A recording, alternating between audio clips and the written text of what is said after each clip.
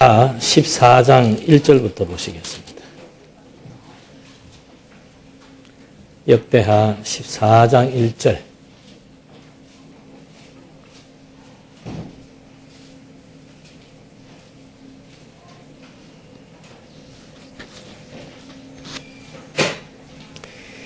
아비야가 그의 조상과 함께 누우니 그들이 그를 다윗성에 장사하였고 그의 아들 아사가 그 뒤를 이어 왕이 되었으며 그의 시대에 그 땅이 10년 동안 평온하였다.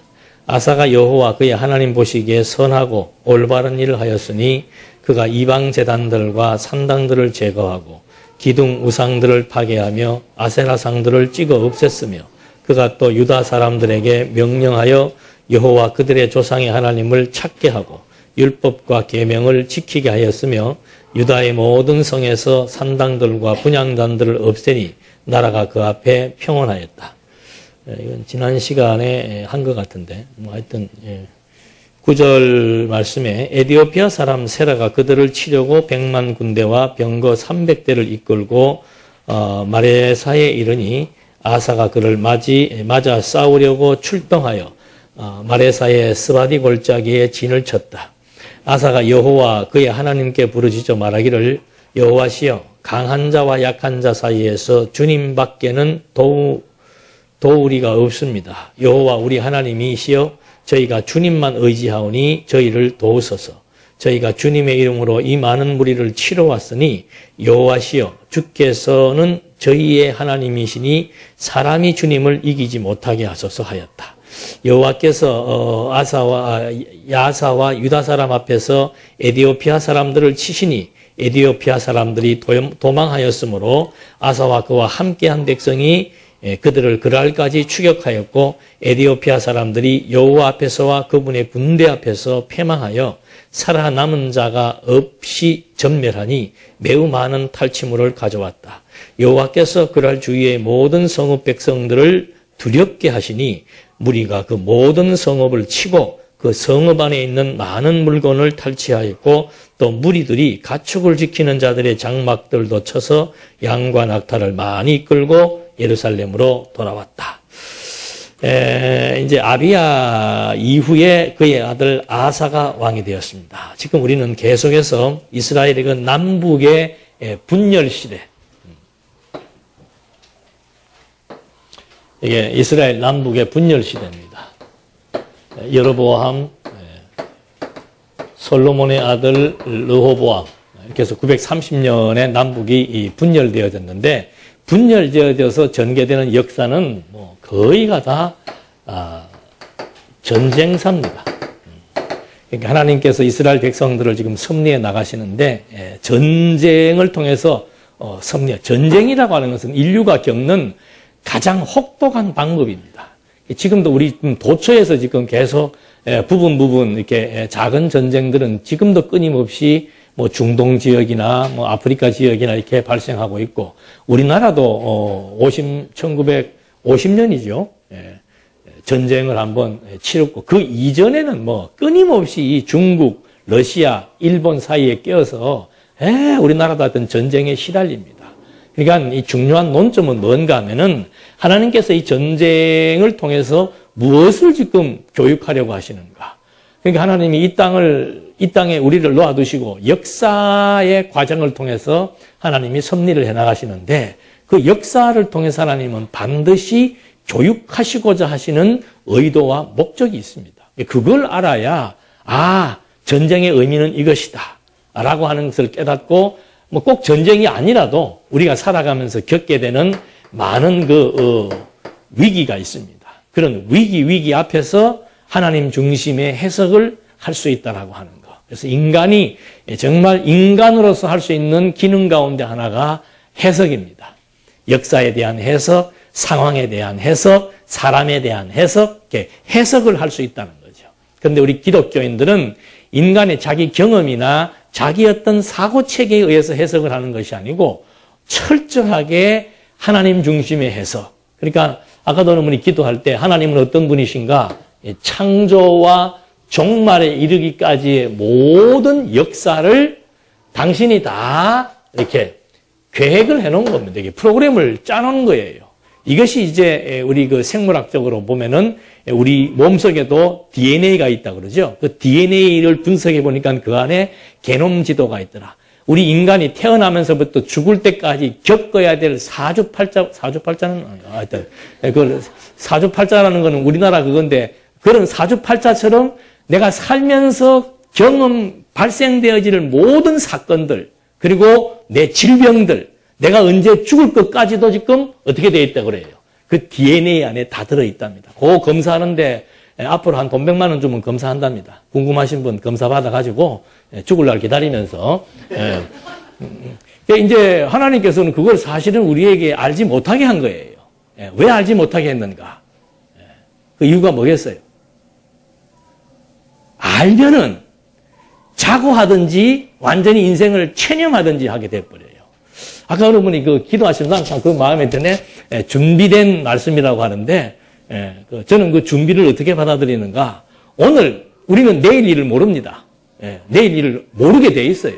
자꾸 그거 알려고 할 필요 없어요. 그 내일 일 모르게 돼 있는 걸 갖다가 새해 바뀌면 꼭 토정 비결부터 시작해가지고 막 봐서 봐봤던들 그게 정확도가 없습니다. 그래서 내일 일에 대해서 모르기 때문에 우리는 어떻게 살아야 되는가? 오늘 어떻게 해요? 열심히 그게 준비예요. 내일 일을 안다면은 내가 내일 이렇게 되기 위해서 오늘을 이렇게 준비해야 되겠다 하지만은 내일 일을 모릅니다. 그러니까 내일 일을 위한 준비라고 하는 것은 뭔가 내가 오늘 하나님이 내게 베푸신 여건과 환경 속에서 하나님의 열심으로 하나님 앞에서 열심히 살아가는 거. 열심히 사니까 그 열심히 살아온 그것이 노하우가 되어가지고 나중에 하나님이 적재적소에 어떤 일에 쓰시는 거 아니에요. 똑같습니다. 그러니까 하나님께서 이 만사가 이게 하나님의 계획대로 다 프로그램이 짜져 있는 거예요. 그걸 지금 이스라엘 백성들에게도 전쟁이라고 하는 이 고난, 공고, 위기 이런 것들을 통해서 하나님의 계획대로 하나님이 승리해 나가신다. 근데 우리는 뭘 자꾸 보려고 하는가 하면 요 전쟁의 과정에서 승리와 패배, 실패, 성공과 실패, 승리와 패배 여기에 많은 관심을 갖는 거죠. 그래서 내가 이번에 우리가 이겼다, 졌다. 어저께 우리 축구가 어떻게 됐어요? 네. 이기려고 그러다가 오랜만에 한번 통쾌하게 마지막 가서 한번 한 골 넣길래 저는 그것으로 만족했습니다만은 그러니까 우리는 뭘 보면은 이기느냐 지느냐 성공이냐 실패냐 거기에만 관심을 갖는 거죠. 그래서 하나님께서 그러지 마라 이 말이에요. 이기고 지고는 우리의 문제가 아니다. 그리고 하나님의 의도도 이긴다 진다에 있는 것이 아니고 이기고 지는 것을 통해서 도대체 왜 이기게 했는가, 왜 지게 했는가, 왜 성공하게 했는가, 왜 실패하게 했는가, 그 왜에 대한 해답을 찾게 하는 것이 하나님의 섭리의 의도입니다. 그러니까 이스라엘의 역사가 오늘 우리에게 그걸 보여주는 거예요. 이스라엘이 아사가 이렇게 아사의 과정을 보면은 어떻게 했습니까? 선하고 정의롭고 바른 일을 했다. 선하고 정의롭고 바른 일은 무엇인가? 그거는 모든 산당들과 우상들을 폐해버리고 그리고 율법을 백성들에게 다 교육해서 백성들로 하여금 하나님 중심으로 살아가도록 한 거 그것이 선하고 정의롭고 올바른 일이다. 그렇게 했기 때문에 지금 아사는 승리했다. 이건 과정만 보는 사람이에요. 이스라엘의 역사는 선한 일을 하게 해서 또 이기게도 하지만 선한 일을 했음에도 불구하고 엄청난 시련을 겪게도 합니다. 요셉이 잘못이 있습니까? 없습니까? 잘못한 거 없어요. 근데도 막 그의 일생은 처절하리만큼 누명 쓰고 감옥 가고 감옥은 그 아무나 가고 싶다고 가는 게 아니잖아요. 하나님의 은혜가 있는 사람들만 감옥 가는 건데 이게 뭐 별의별 일들을 지금 다 겪는 거에서 인간의 어떤 내 중심의 삶의 태도나 그 삶의 결과에 따라서 역사가 주어지는 게 아니고 철저하게 하나님의 의도와 하나님의 계획대로 되어진다는 사실들을 통해서 남는 건 하나입니다. 하나님 지금 어떻다? 살아 계신다. 이것이 우리 의지의 대상이에요. 의지의 대상. 우리는 그거는 다른 말로 하면 믿음이라고 얘기하는 거예요. 믿음이라는 뭔가 하나님이 정말로 살아계시는구나. 뭘 통해서?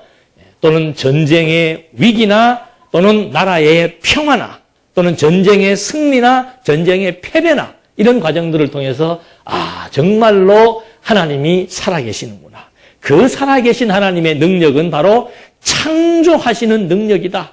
그 하나님의 능력은 창조뿐만이 아니고 모든 역사를 한치의 오차 없이 당신의 계획대로 차근차근 진행해 오시는 정말로 치밀하신 분이시고 이 모든 역사를 결국은 당신의 뜻을 따라 종결짓는 그런 분이시구나.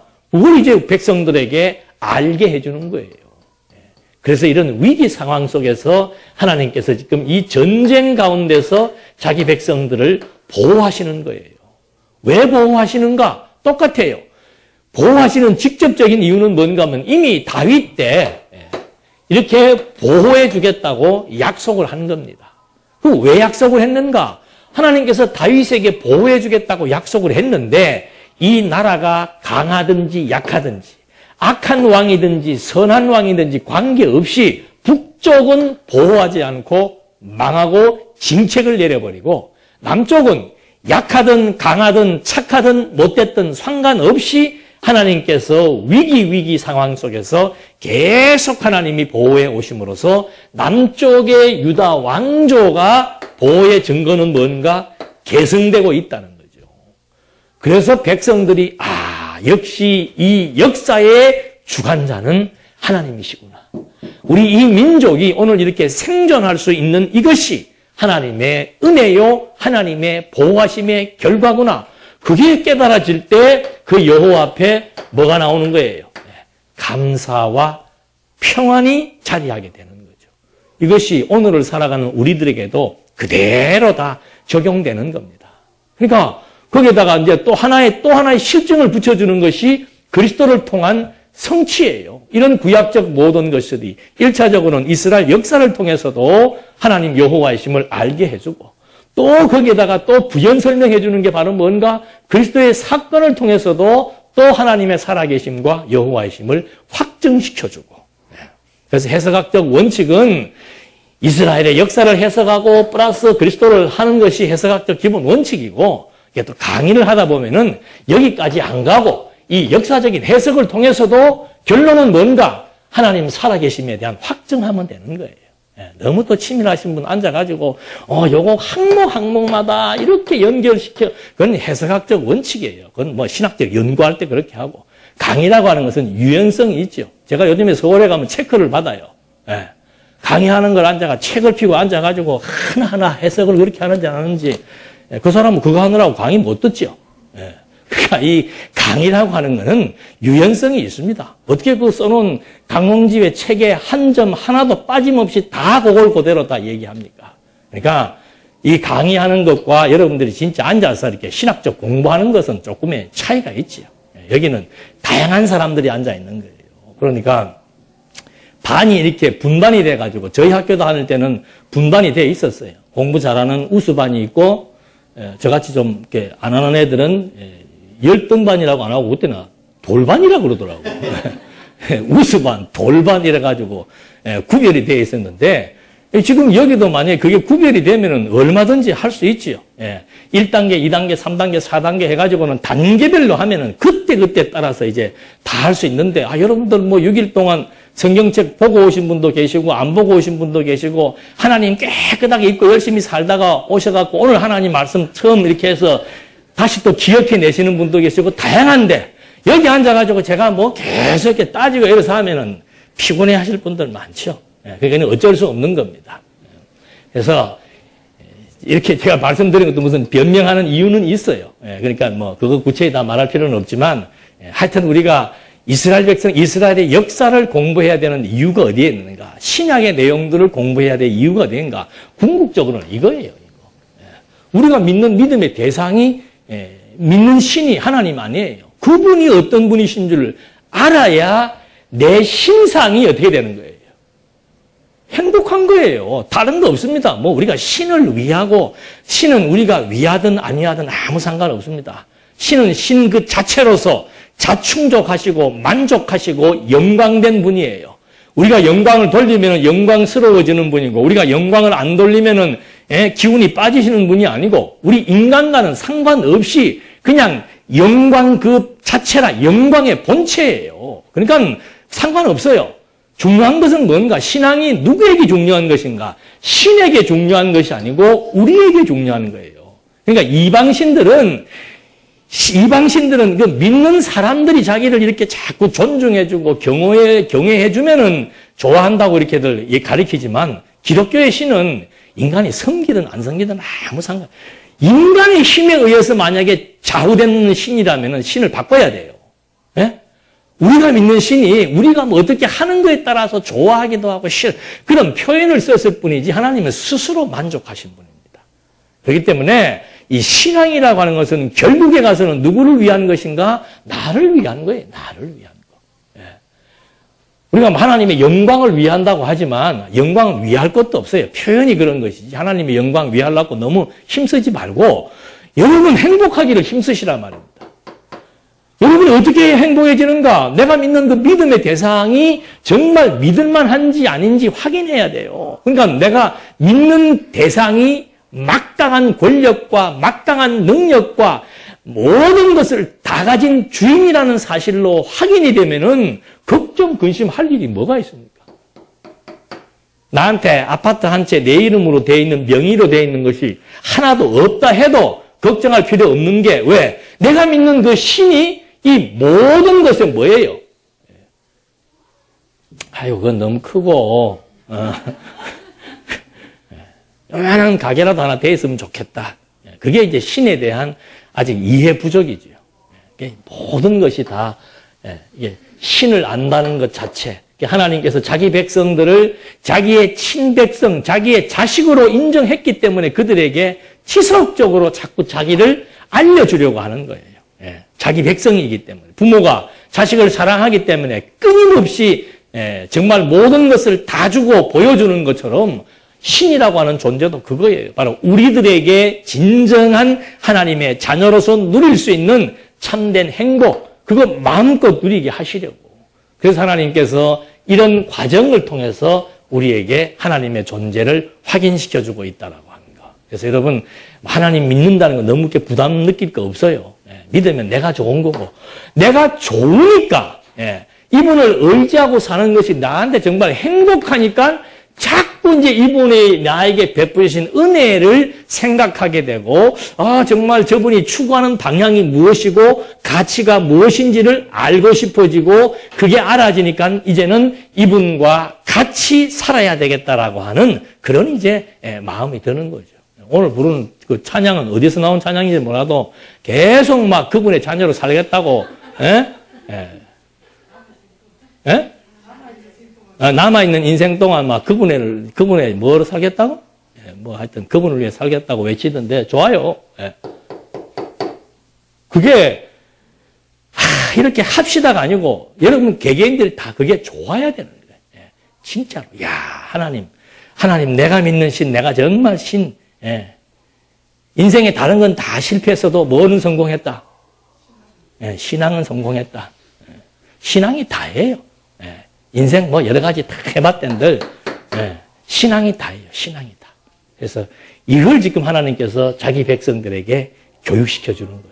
그래서 그런 의도에서 지금 이제 이렇게 아비야도 나오고 아사도 나오고 뭐 여러 가지 여러 왕들이 나옴에도 불구하고 하나님의 보호의 증거는 뭔가? 전쟁에 대한 승패와 상관없이 왕들의 행동이나 백성들의 삶의 태도와 상관없이 계속해서 남쪽 유다 나라가 존속하고 있고 왕조가 계승되고 있다. 이유는 하나님 자기 백성들을 위해서 보호하시겠다고 다윗과의 언약하셨기 때문에 그 언약을 이루셔서 하나님은 정말로 어떤 분이시다? 이건 알게 하려는 데 있다. 이것만 하나 알면은 그 다음에는 그냥 술술술 읽어가시면 다 되는 거예요. 그래서 여기 아사랴가 아사와 백성에게 여호와를 이제 찾으라고 검련하는 것이 그 다음에 나오는데 그 전에 이 11절이 보면 참 재밌는 내용이 나와 있네. 전쟁이라고 하는 그 위기에 직면해서 이 아사가 여호와 앞에 말하는데 뭐라고 부르짖는가 하면은 여호와시여 강한 자와 약한 자 사이에서 주님밖에는 도우리가 없습니다. 이런 고백이 쉽지 않습니다. 우리는 강자와 약자의 사이에 서 있으면은 지남철의 원리처럼 어디로 붙게 되어 있습니까? 강자 쪽으로 붙게 되어 있어요. 뭐 검찰, 내가 판사가 되고 검사가 되고 의사가 되고 전부 하나같이 말하는 얘기는 뭡니까? 나는 이 사회의 누구를 위해서? 약자를 위해서. 거짓말이. 약자를 위한다는 것도 아니고 강자를 위한다는 것도 아니에요. 세상의 이치는 지남철이 강한 쪽으로 붙지만 하나님의 이치는 뭔가? 강자와 약자를 누가 주관하신다? 하나님이 주관하신다. 그래서 하나님이 아사를 보고 정직한 자고 올바른 자고 선한 자라고 말하는 이유가 뭔가? 강자와 약자 사이에서의 갈등에 대한 해답을 알고 있는 거예요. 이런데 우리가 신경 쓰며 살 필요가 없다니까. 하나님의 백성들은 이거 지금 이번에 이 상황이 이렇게 돌아가는데 내가 어디에 붙어야 될 것인가? 이 잘못 붙으면 안 되니까 내가 중간에 서 있을까? 인생 살면서 제일 재미없는 사람이 요 가운데 있는 게 또 요거 뭐예요, 요거? 회색. 양극단과 회색. 이걸 중용이라 그러죠, 중용. 중용이란 없어요.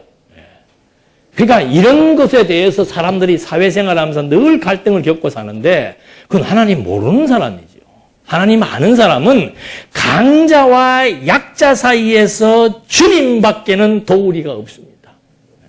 믿으십니까? 예? 아멘 하셔도 됩니다. 예. 이거 이힘으로 사는 거예요, 이힘으로. 강자, 약자, 거기에 연연하며 살 것 없이 모든 것에 대한 근원, 열쇠, 하나님이 지고 계신다. 그래서 여호와 우리 하나님이시여 저희가 주님만 의지하오리니 저희를 도우소서. 저희가 주님의 이름으로 많은 무리를 치러왔으니 여호와시여 주께서는 저희의 하나님이시니 사람이 주님을 이기지 못하게 하소서. 이거는 지당한 얘기죠. 아무리 강한 군대가 있다 하더라도 결국은 이 싸움은 누구와의 싸움이에요? 엄밀하게 말하면 이방 나라와 유다 민족과의 싸움이 아니고 엄밀히 말하면 이 친구들이 지금 감히 누구 앞에 대항하는 겁니까? 하나님 앞에 대항하는 거예요. 그러니까 다윗도 그 심정으로 나간 겁니다. 내가 만군의 여호와의 이름으로 나간다는 의미는 뭔가? 지금 골리앗 너는 지금 하나님 앞에 까불고 있는 거라 그 말이죠. 그러니까 약하다고 해서 약한 것이 아니고 강하다고 해서 강한 것이 아니에요. 정말 강한 것은 근본이신 하나님밖에 없기 때문에 하나님 앞에 도움을 요청하는 겁니다. 그러니까 하나님께서 14절에 여호와께서 그랄 주위의 모든 성읍 백성들을 어떻게 하시니? 두렵게 하시니. 그러니까 모든 거는 심리전이에요. 심리전. 그러니까 어제도 보니까는 그 막 8만 군중, 그렇게 큰 운동장이 있더만요. 8만 군중들이 우리나라 응원단은 2,000명. 8만 군중들이 모여서 막 벌떼같이 소리를 지르면 거기에 위축이 됩니까? 안 됩니까? 위축 안 되면 거짓말이죠. 위축되면 몸이 굳습니다. 몸이 굳으면 이게 제대로 안 되는 거예요. 근데 하나님께서 어떻게 해요? 다윗도 온 유대인들이 다 골리앗 앞에서 위축되어 있을 때 하나님이 다윗의 마음에 강한 마음을 주시기도 하고 또 때로는 아무리 강한 나라이지만 하나님께서 그 나라 백성들의 마음에 두려움을 준다 이 말이죠. 그러니까 이 심리전이라고 하는 것은 이거는 고도의 전술 전략이에요. 고도의 전술 전략. 그러니까 벌써 이미 내가 마음으로 막 두려워하는 거. 그러니까 그 빌립보서입니까? 복음은 뭔가? 하나님께서 우리에게 무슨 마음을 주지 않는 것이다. 두려워하는 마음을 주지 않는 거예요. 왜? 왜 두려운가? 강자, 약자의 관계 속에서 갈등을 느끼니까 두려움. 왜? 강한 자가 약한 나를 어떻게 할까봐. 해코지 할까봐. 내가 이거 진급되지 못하게 할 수 있고, 내가 어떻게 돼서 잘못될 수가 있고, 이런 여러 가지 많은 두려움.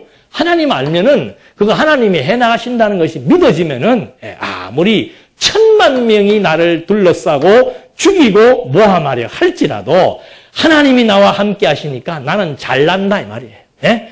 그것도 표현이 얼마나 멋있습니까? 젖된 어린아이가 엄마 품에서 젖을 먹고 평안한 마음으로 자는 것처럼 내 주변에 지금 나를 죽이려고 엄청난 세력들이 나를 엄습해 오고 있지만 하나님이 어떤 분이신 줄 알고 하나님 의지하는 그 힘은 바로 어디에 있는가? 두려움이 사라진다는 거 아니에요.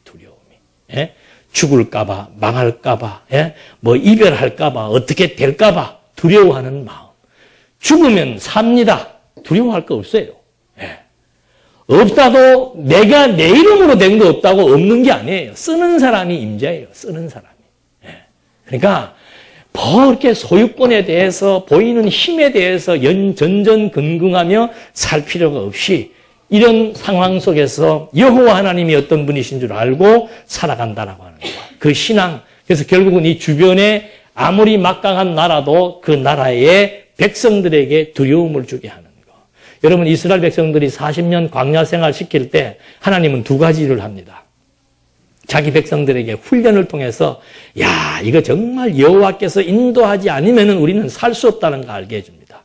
그리고 가나안 땅에는 또 무슨 일을 역사하시는가. 가나안 원주민들로 하여금 자꾸 심리적으로 두려움을 갖게 합니다.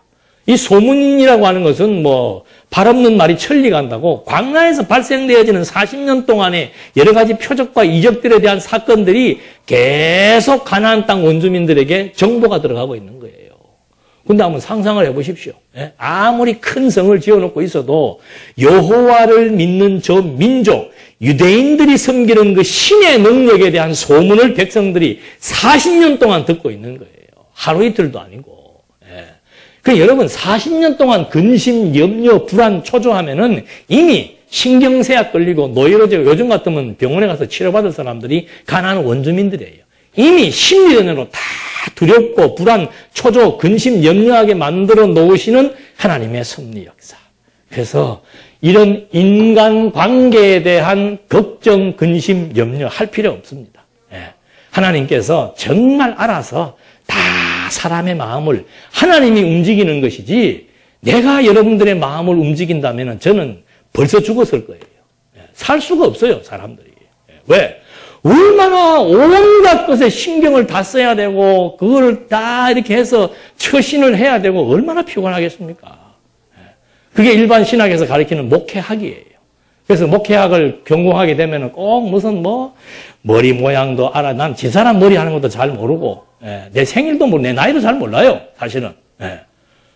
그러고 사는 사람이 이런데 목회라고 하는 일반적인 목회처럼 누가 나보고 그러더만 목회는 잘 못한다고. 일반 목회는 못하는 게 당연하지요. 그 어떻게 일일이 다 그 비율을 맞추고 그게 목적이 아니고 성경 그대로입니다. 이제 오후 시간에 나오죠. 각자에게 주어진 은사가 있어요. 은사가. 그 은사 철저히 잘해서 여러분들에게 만족한 말씀에 대한 해석을 드리면 되는 거죠. 또 마찬가지예요. 모든 직분자들도 마찬가지고. 그래서 각자 자기에게 주어진 그 일에 대한 충실함. 이것이 바로 우리의 참된 신앙이라고 하는 사실을 우리는 지금 이 아사 왕의 전쟁을 통한 배경 속에서 하나하나 확인을 하게 되는 겁니다. 그렇게 해서 15장 1절에 들어가서 이제 아사랴가 아사와 백성에게 여호와를 찾으라고 권면하는 내용이 나옵니다. 한번 보실까요? 하나님의 영이 오뎃의 아들 아사랴에게 임하시니 그가 아사 앞에 나아가 말하였다. 아사 왕과 온 유다와 베냐민이여 내 말을 들어라. 너희가 여호와와 함께하면 그분께서도 너희와 함께하실 것이고 너희가 여호와를 찾으면 그분께서 너희를 만나주실 것이다. 그러나 만약 너희가 그분을 버리면 그분도 너희를 버리실 것이다. 오랫동안 이스라엘에는 참 하나님이 없었고 가르치는 제사장이나 율법도 없었으나 환난 때 그들이 여호와 이스라엘 하나님께 돌아가서 찾으니 그분께서 그들을 만나주셨다. 그때 세상의 모든 주민들에게 큰 혼란이 있어 나가는 자나 들어오는 자에게 평안이 없었으며 민족과 민족이 또 성읍과 성읍이 서로 파괴하였으나 이는 하나님께서 온갖 고난으로 그들을 괴롭혔기 때문이다. 그러므로 너희는 담대하여라. 너희의 손이 약해지지 않게 하여라. 너희의 하는 일에 보상이 있을 것이다. 그러니까 온갖 환난과 고난과 위기 속에서도 하나님의 백성들이 가져야 될 기본적인 자세는 뭔가? 손이 약해지지 않는다는 건 뭐예요? 강자와 약자 사이에서 하나님을 전폭적으로 의지한다는 그런 말의 의미를 통해서 계속해서 이 아사랴가 아사 왕과 백성에게 여호와를 찾으라고 말해주고 있는 거죠. 그러니까 여호와 찾는다는 것, 여호와를 의지한다는 것, 이것이 우리 인간의 본분이에요. 본분, 근본 이치란 말입니다. 야, 뭐 그런다고 다 해결이 되나? 해결돼요. 그러니까 여호와 의지하고 사는 거죠. 아니, 여러분들이 그러면 누가 이렇게 전쟁에 지고 싶어서 지고, 전쟁에 이기기 싫어서 못 이깁니까? 아니에요. 그거 하나님이 해결해 나가시는 거예요. 이기게도 하고, 지게도 하고, 되게도 하고, 안 되게도 하고, 또 때로는 병들게도 하고, 또 병 치료도 하시고. 하나님은 병 주고 약 주냐? 병 주고 약 준다니까요. 왜가 문제지, 왜? 왜 그렇게 하시는가? 아까 말씀드렸잖아요. 왜 도대체 그렇게 섭리해 나가시는가? 살아계심에 대한 확증입니다. 그래서 여호와를 뭐하게 하시려고? 찾게 하시려고. 여호와만을 의지하게 하시려고. 이래서 이스라엘 백성들을 지금 교육해 나가는 겁니다. 그렇게 해서 전쟁에 이기게 되니까 8절 말씀해 보니까 아하사가 선지사 오뎃이 예언한 이 말을 듣고 마음을 강하게 하여 유다와 베냐민 온 땅과 또 에브라임 산지에서 빼앗은 성읍들에서 혐오스러운 의상들을 없애버리고 여호와의 성전 현관 앞에 있는 여호와의 제단을 보수하였다. 또 그가 유다와 베냐민의 모든 백성들을 모으고 에브라임과 므낫세와 시므온에서 그들과 함께 살고 있는 나그네들을 모았으니 이는 이스라엘 사람들이 여호와 아하사의 하나님께서 그와 함께 계신 것을 보고 그에게로 많이 모여들었기 때문이다. 그러니까 이제 전쟁에 이기게 되었고 그 전쟁을 통해서 하나님이 어떤 분이신 줄 알게 됩니다. 그 확신이 그 다음에 믿음의 행위로 나타나는 거예요. 가정한 물건들을 다 제거하고 온 백성들에게 담대히 나아가서 이제는 여호와를 찾지 않는 자는 죽이겠다라고 하면서 이 여호와에 대한 확신신앙에 대한 위대함을 여기서 하나하나 증거해주고 있습니다. 그렇게 해서 모든 산당들 다 제거해버리고 그 다음에 제단을 수축하는 거죠. 그러니까 구약시대 때 하나님 섬기는 방법은 제사입니다. 제사. 다른 것 없어요. 구약시대 때는 하여튼 하나님 섬기는 유일한 방식은 뭔가, 그건 제사 드리는 거예요. 이것이 오늘날 어떻게 바뀐 겁니까? 하나님의 뜻을 분별하며 사는 것으로 바뀐 거라 이거죠. 구약시대 때 여호와를 찾는 구체적인 방법은 제사를 드리는 거였다면 오늘 여호와를 찾는 구체적인 방법은 뭔가? 진리의 말씀을 통해서 하나님의 살아계심을 깨닫고 하나님의 뜻이 무엇인지를 분별하면서 하나님이 기뻐하시는 뜻을 따라 살아가는 이것이 여호와를 찾는 산제사를 드리는 영적 예배인 거죠. 그래서 구약시대 때 이런 모형적인 방식들을 통해서 하나님이 진짜 하나님이 살아계심을 지금은 누구를 통해서 보여준 겁니까? 아사 왕을 통해서 보여준 거예요. 그러니까 백성들이 아사 왕을 통해서 보여준 이런 승리의 과정들을 통해서 백성들은 하나님이 지금 누구와 함께하고 있다? 아사 왕과 함께하고 있다. 그 말의 의미는 뭡니까? 하나님이 지금 아사 왕에게 선지자의 예언대로 섭리하시는 것을 보니까 하나님은 지금 살아계시는구나. 그러니 우리도 누구를 찾자? 하나님을 찾자, 이렇게 되는 거예요. 그러니까 구약시대 때는 아사왕을 통해서 하나님이 함께 하신다, 살아계신다는 것을 모형적으로 보여준 것이고 지금은 누구를 통해서? 그리스도를 통해서. 그래서 우리는 그리스도를 통해서 하나님을 보여요. 이게 더 선명한 렌즈예요. 이것이 0.5의 렌즈라면은 이거는 2.0의 렌즈다 이 말입니다. 2.0의 렌즈를 가지고 무엇을 보는 겁니까? 하나님을 보는 거죠. 하나님의 영광을 보고 하나님의 권능을 보고 하나님의 사랑을 깨닫고 그러니까 더욱더 여호와를 의지하고 여호와를 찾을 수밖에 없도록 하나님이 지금 하나하나 섭리를 해나가시는 겁니다. 이렇게 해서 이제 아사가 목상을 만든 태후의 위를 폐하고 우상을 제거하는 겁니다. 그러니까 이때도 예나 지금이나 하여튼 이 왕비가 많은 거죠. 그런데 이방 신들을 섬기는 그런 왕후 그거 이제 다 태워버리고 제거해버리는데 16절 아사 왕의 어머니 마아가가 아세라를 위해 우상을 만드니 아사가 태후의 자리를 태후는 이제 그 왕후네요, 왕후. 또 아사가 그 우상을 찍어내고 빻아서 기드론 냇가에서 불살랐다. 아사가 산당들을 이스라엘에서 제거하지는 않았으나 아사의 마음이 평생 동안 온전하였다. 그가 또 그의 아버지가 거룩하게 구별한 물건들과 자기가 거룩하게 구별한 물건들 곧 은과 금과 그릇들을 하나님의 전에 들여놓았다. 이때부터 아사왕 35년까지 전쟁이 없었다. 그러니까 아사의 선행을 통해서 이런 것도 그거예요. 아사의 선행을 통해서 전쟁이 없어졌다는 것은 하나님이 지금 아사와 함께 했기 때문에 전쟁이 없다라고 하는 것을 우리는 이해할 수 있는 겁니다. 이렇게 하니까 전쟁이 없더라 이 말을 하는 게 아니고 하나님이 벌써 강대한 이방 나라의 마음을 어떻게 한다 그랬습니까? 두렵게 이미 한 거예요.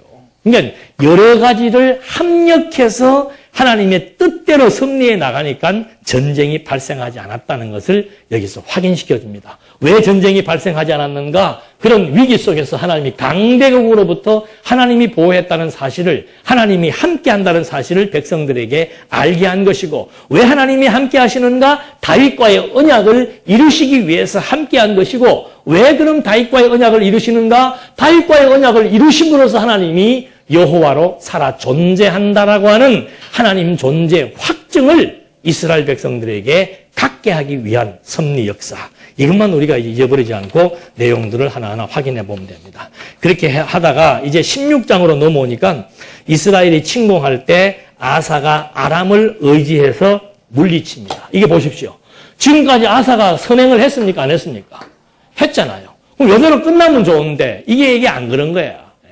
근데 그 다음에는 한번 이렇게 우리 생각에 이렇게 경험했으면은 아까 우리 찬양한 것처럼 내 남은 여생을 어떻게 해요?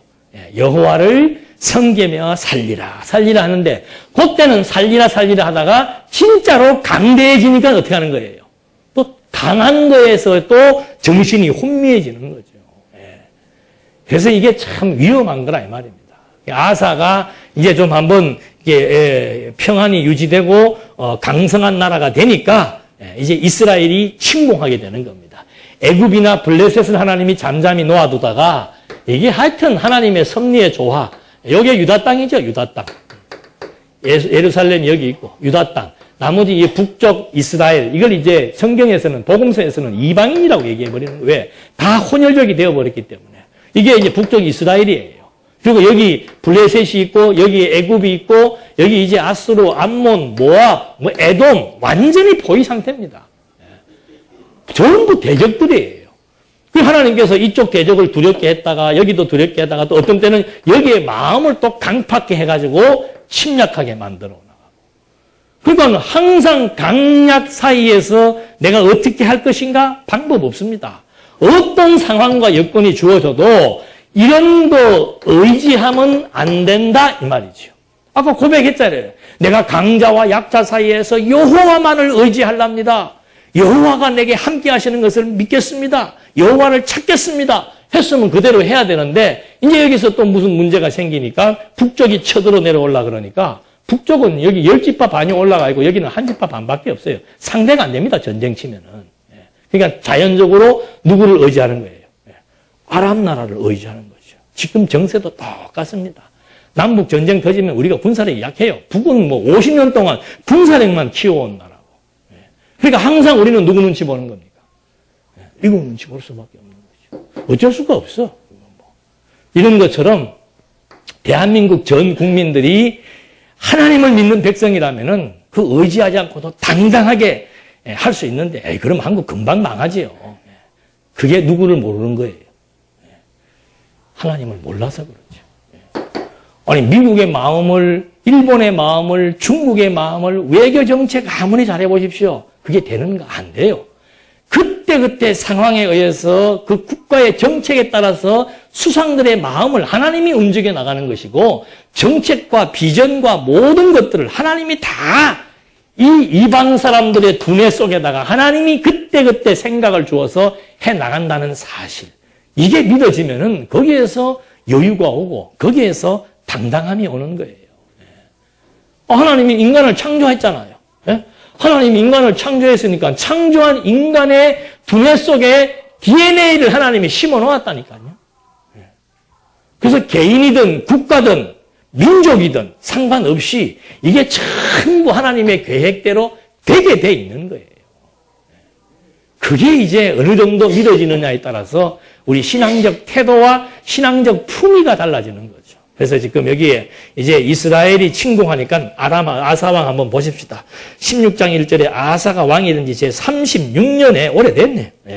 36년에 이스라엘 왕 바하사가 유다를 치러 올라와서 라마를 건축하고 아무도 유다 왕 아사와 왕래하지 못하게 하였다. 그러니까 고립될 수밖에 없지요. 이게 전술이에요, 전술. 세상적인 정치, 세상적인 전략의 방법이 뭔가? 나를 뭐 시키는 거예요? 고립시켜 나가는 거예요. 이 친구들도 보면 초등학교 애들 그렇게 놀잖아요. 예? 초등학교 애들 5명이서 놀다가 하나가 미우면은 하나를 뭐 시키는 거예요? 왕따 시키잖아요. 예. 이거는 애들도 그렇고 어른도 그렇고 국가도 그렇고 이게 하나님 모르는 사람들의 전략이며 정치 행태다 이 말입니다. 그래서 교회는 그러는 거 아니에요. 예. 믿는 사람은 그럴 필요도 없고 왜? 하나님이 다 알아서 조화를 이루어 나가시는데 그걸 지금 잃어버리고 가만히 보니까 아사 왕이 여기 지금 자기네들만 고립돼 버리고 이 이스라엘이 주변 강대국들로 하여금 아무도 접근하지 못하도록 딱 막아버리는 거죠.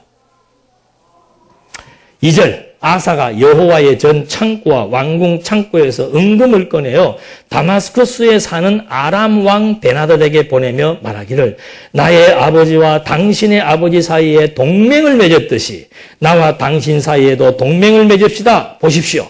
내가 당신에게 은과 금을 보내니 오셔서 이스라엘의 바하사 왕과 맺은 동맹을 파기하고 그가 내게서 떠나게 해 주십시오. 지금 여기가 아람이에요. 아람군. 여기가 지금 이스라엘이고 여기가 이제 막강하죠. 여기에 속국이 이스라엘이에요.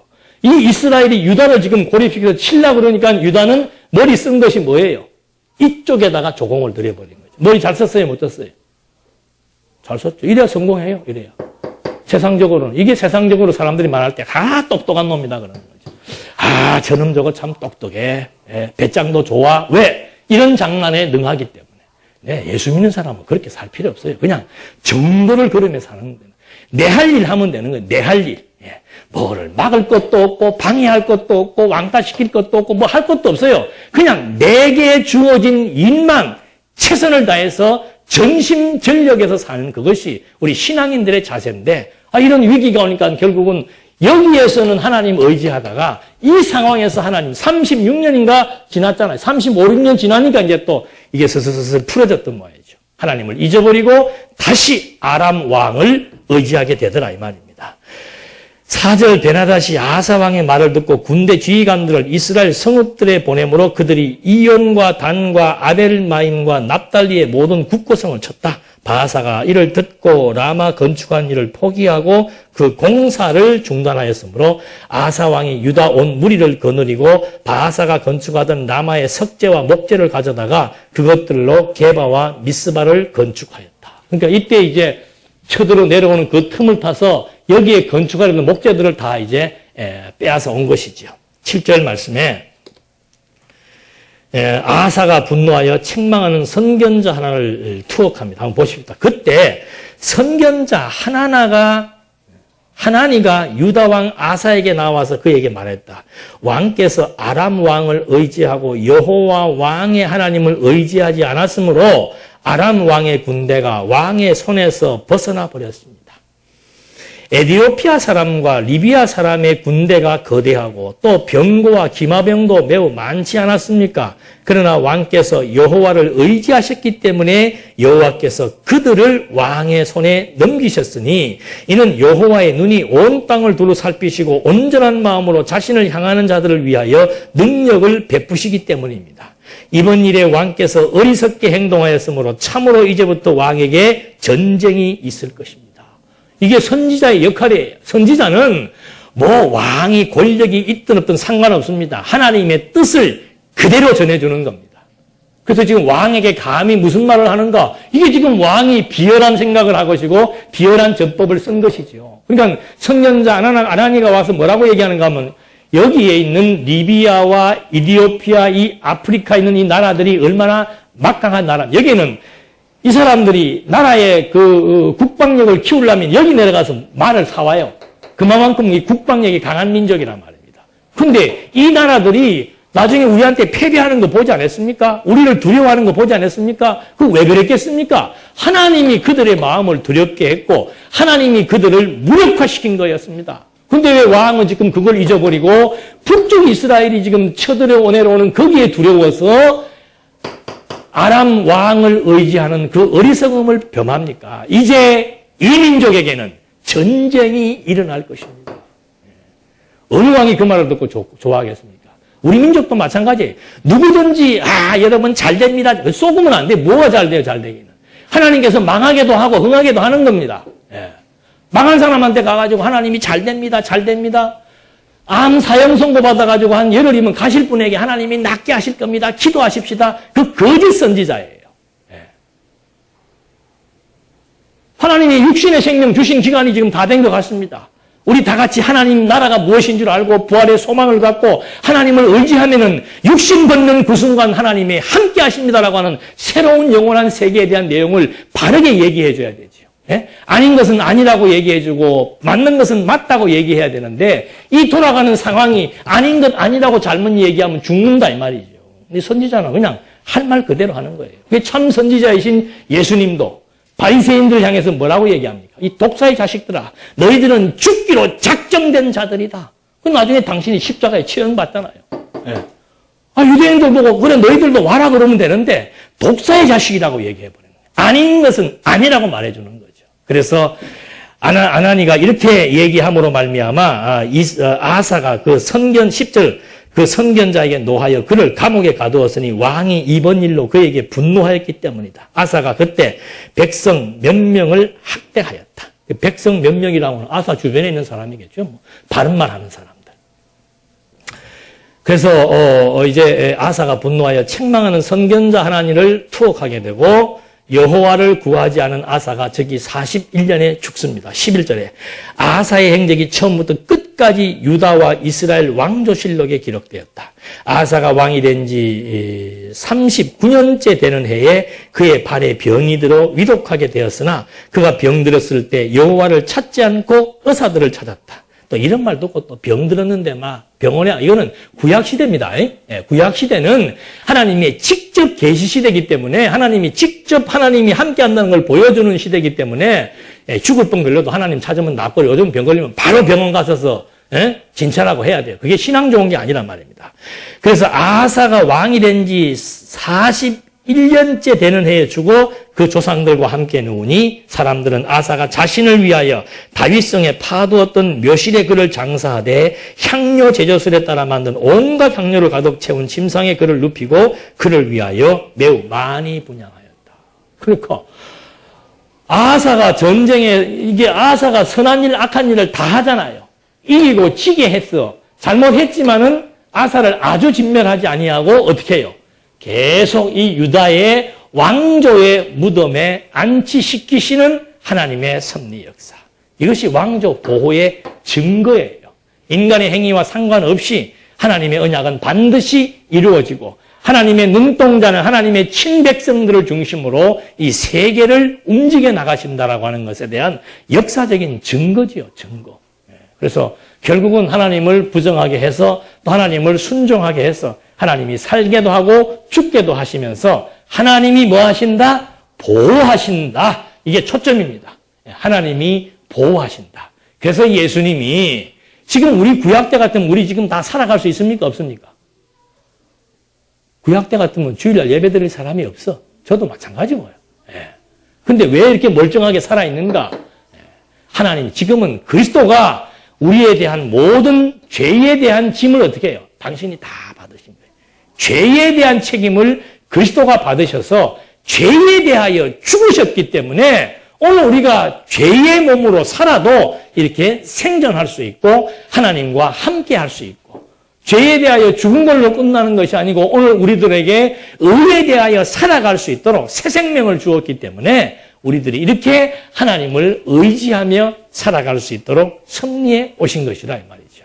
이렇게 해서 지금 하나님께서 이제 아사 왕의 역사적인 과정들을 통해서 정말 하나님의 언약은 인간의 행위와 상관없이 반드시 이루어진다. 모든 주변의 강약의 배경 속에서도 철저하게 가장 막강하신 하나님, 그분만이 모든 역사를 주관해 나가신다. 이것이 하나님 자기에 대한 계시로서 하나님이 지금도 살아계셔서 섭리하신다는 것을 우리에게 확증시켜 주시는 이스라엘 역사를 통한 오늘 우리들에게 주어지는 신적 계시라 이 말이죠. 그래서 하나님 믿는 거 쉬운 거예요. 이게 정말로 그렇게 되어지는구나. 그래서 정말 여호와를 의지한다는 것이 무엇이고 각자 알아서 해결되는 거죠. 오늘 내게 주어진 여러 가지 많은 얽히고 설킨 일들을 해결할 수 있는 유일한 원천은 어디에 있는가? 여호와를 찾자. 여호와를 의지하는 것. 이것이 모든 문제 해결의 근원이며 열쇠라고 하는 사실. 그래서 우리가 사람들 앞에 자유로울 수 있고 강자 앞에서도 자유로울 수 있고 환경 앞에서도 자유로울 수 있고 이것이 진리가 너희를 뭐하게 한다? 자유케 한다 이 말입니다. 눈치 볼 것도 없고 위축될 것도 없고 좌절할 것도 없고 자만할 것도 없고 진리의 말씀이 우리들이 어떤 여건과 상황으로부터 진정한 자유와 평화와 안정과 모든 것들을 누리게 하는 하나님의 나라가 이루어진다는 사실들 아사왕의 역사를 통해서 확인해 봤습니다. 기도하시겠습니다. 은혜와 사랑이 풍성하신 하나님 아버지, 이스라엘의 역사가 오늘을 살아가는 우리들에게 하나님 살아계심의 역사이며 하나님의 능력을 확인시켜 주시는 계시의 역사인 줄 압니다.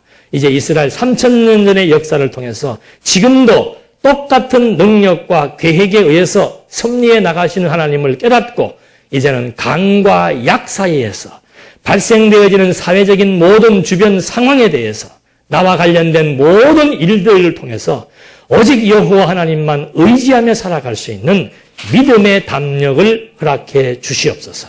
예수님의 이름으로 기도드립니다. 아멘.